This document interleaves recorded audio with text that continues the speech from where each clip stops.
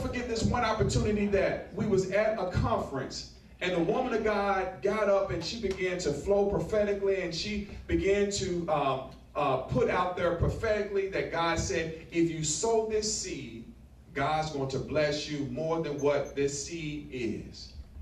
And I never forget, that was my aha moment, or my revelation moment.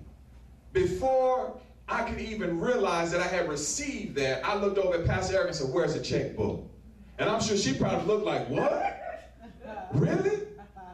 And I got the checkbook out, wrote what the amount was. I think it was like $106.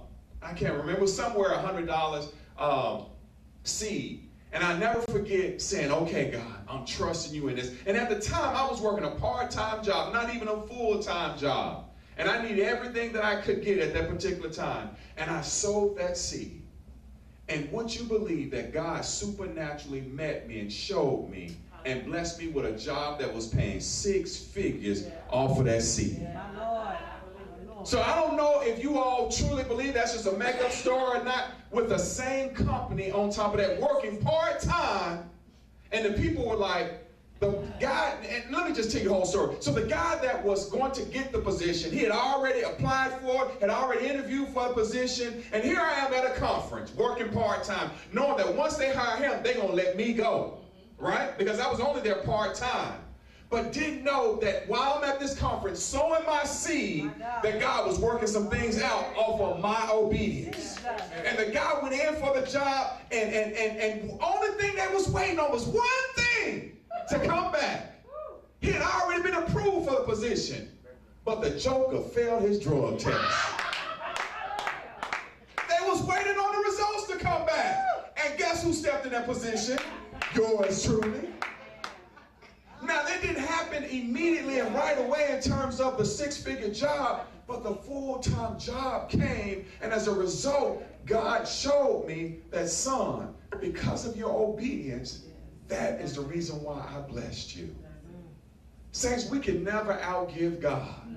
And even though sometimes it may be times where it's difficult, you're looking at what you have and what you owe, and it doesn't make sense. Pastor Erica preached an awesome message on Sunday, where she said sometimes, we got to learn that God is more than enough when we done ran out.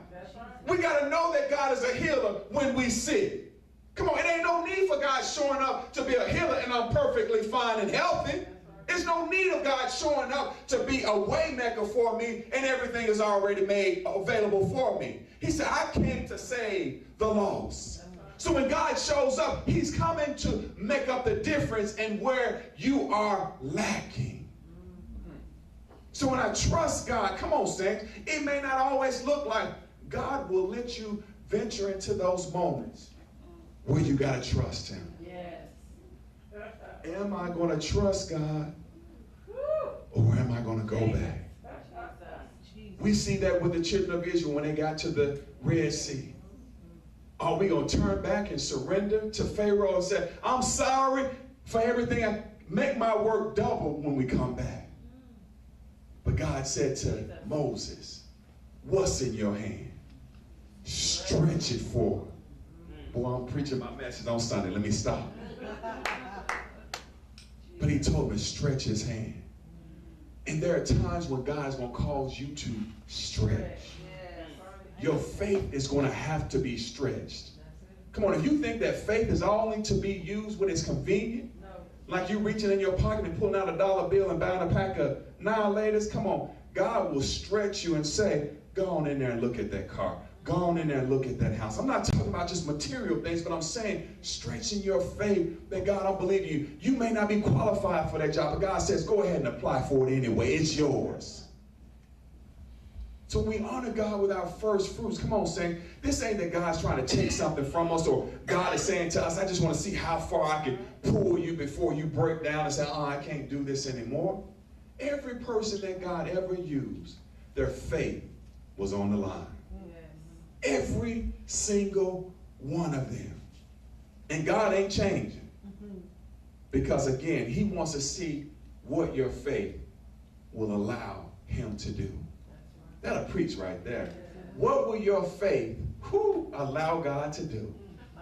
What is your faith giving God permission to do in your life?